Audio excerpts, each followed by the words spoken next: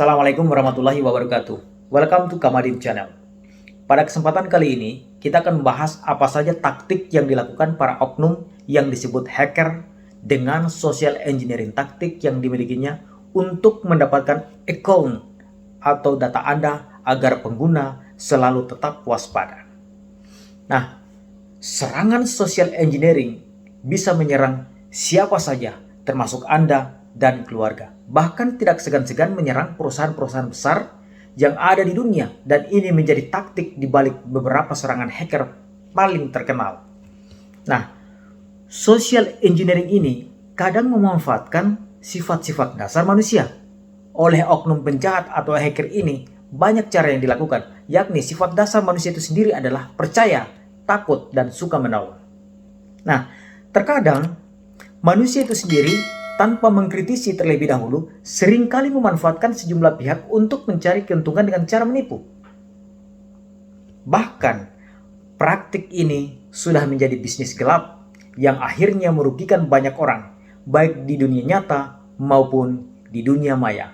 Penipuan ini dikenal juga dengan sebutan rekayasa sosial atau social engineering. Nah, apakah sebenarnya social engineering ini? Social engineering ini adalah taktik hacker dalam memperoleh informasi yang sifatnya rahasia atau sensitif. Dengan cara apa? Dengan cara menipu pemilik informasi tersebut yang pada umumnya dilakukan melalui pesan singkat, telepon, atau dengan menggunakan internet. Salah satu metode yang digunakan untuk memperoleh informasi tentang targetnya adalah dengan cara meminta informasi langsung kepada korban atau pihak yang mempunyai informasi tersebut. Masih ingatkah Anda dengan film yang berjudul Catch Me If You Can? Cerita film kriminal biografi Amerika tahun 2002 ini yang disutradarai atau yang diproduksi oleh Steven Spielberg. Film yang dibintangi oleh Leonardo DiCaprio sebagai Frank, dia sebagai seorang penyamar, dan Tom Hanks sebagai seorang FBI. Dalam film ini selalu tayang di Netflix. Frank yang diperankan oleh Leonardo DiCaprio adalah seorang ahli penipu dan juga pemalsu yang hebat, membuatnya menjadi sangat terkenal. Dalam kisah ini, Frank berhasil mencarikan cek palsu sebesar 2,8 juta dolar Amerika dan berhasil dengan penyamarannya menjadi pilot, dokter, pengacara, dan lain-lain. Untuk lebih jelasnya, silakan tonton kisahnya di YouTube atau di Netflix. Nah, kembali pada permasalahan tadi. Pertanyaannya adalah, apakah yang menjadi target yang diinginkan oleh para pelaku tindak kejahatan atau hacker ini? Nah, target yang diinginkan adalah yang pertama, data atau informasi yang sifatnya sensitif, yakni data pribadi. Data pribadi ini adalah data yang melekat pada seseorang, misalnya kontak, nama, SIM, rekam medis, BPJS, dan seterusnya. Dan itu adalah data-data yang sifatnya sensitif. Nah, kemudian yang kedua adalah data organisasi. Data organisasi seperti misalnya strategi usaha, catatan keuangan, kepegawaian, kemitraan, dan lain-lain.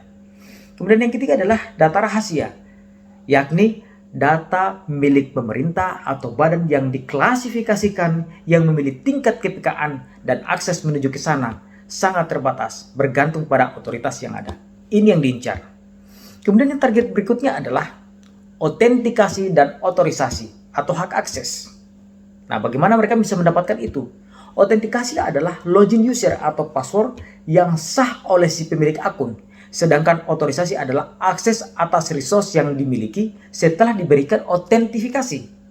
Inilah target yang diincar penjahat untuk meraup keuntungan. Nah, siapa saja menjadi sasaran empuk pelaku ini?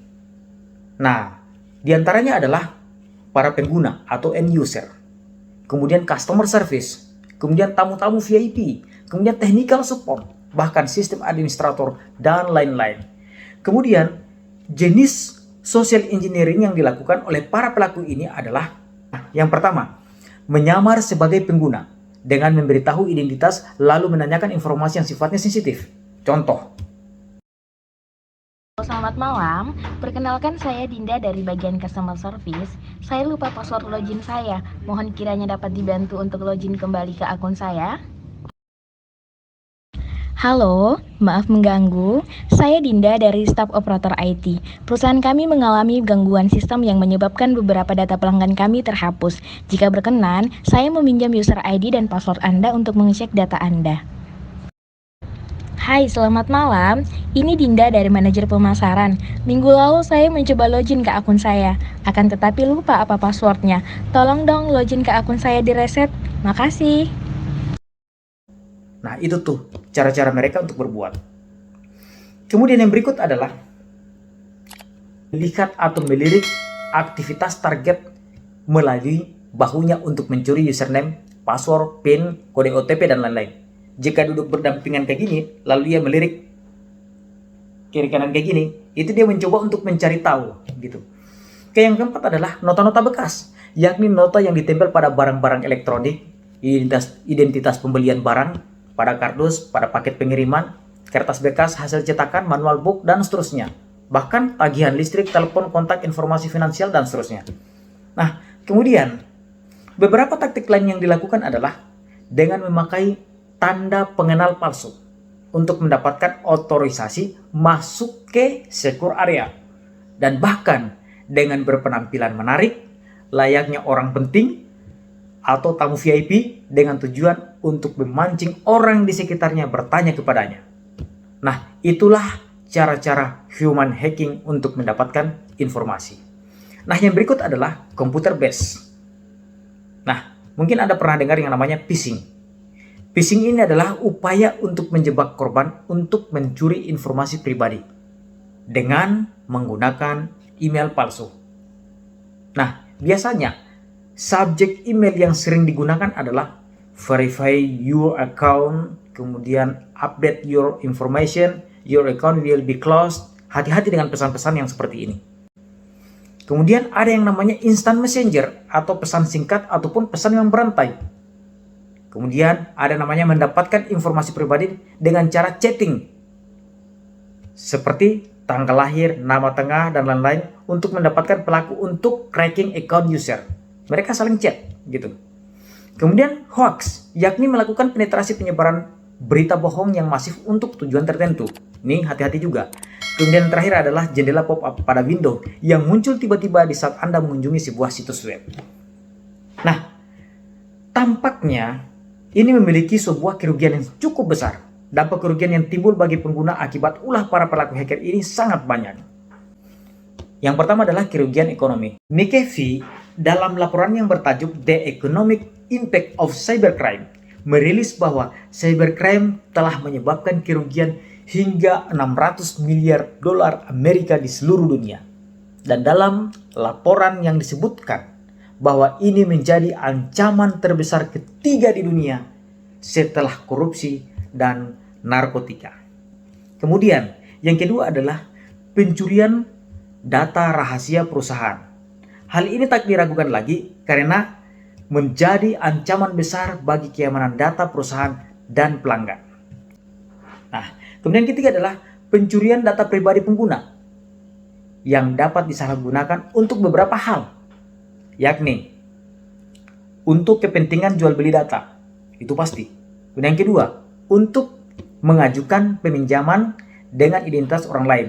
Orang lain yang minjam, malah kita sendiri yang harus membayar cicilannya. Nah, ini hati-hati. Kemudian berikut adalah selain digunakan untuk melakukan pinjaman online, data tersebut bisa disalahgunakan oleh peretas untuk melakukan penipuan online menggunakan identitas yang dicuri milik Anda. Kemudian berikut untuk membuat kartu kredit dan pinjaman yang akan dikuras oleh penjahat tersebut. Nah, hati-hati. Nah, sebagai penutup, untuk mengurangi peretasan data, para pengguna mulai memperhatikan prinsip kehati-hatian dan skeptis ketika menerima pesan ataupun berselancar di website. Sebab saat ini tidak ada seorang pun yang kebal terhadap pencurian data. Untuk itu, pahami perilaku online Anda.